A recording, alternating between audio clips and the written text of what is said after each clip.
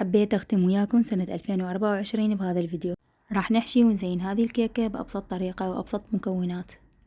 وقبل ما نبدأ بالتفاصيل، هذه الكيكة الإسفنجية طريقتها نزلتها قبل يومين، حضرتها قبل بيوم، وبعدين سويت كريم شانتيه وبديت أحشي الطبقات، كريمة وموز، بعدين كريمة ومكسرات، وآخر طبقة راح تكون كريمة وموز وشوية صوص شوكولا أو أي صوص انتو تحبوه.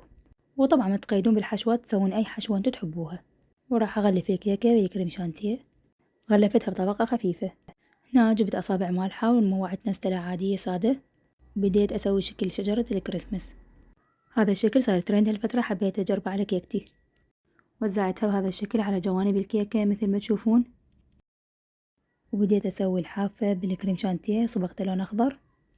وهنا خططت هذا الشكل مال شجرة بعود أسنان، وبعدين بديت أمشي عليه بالكريمة.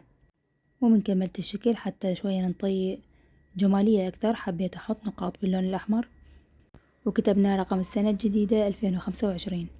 سنة سعيدة عليكم إن شاء الله. وإذا عجبكم الفيديو لا تنسون اللايك والمتابعة.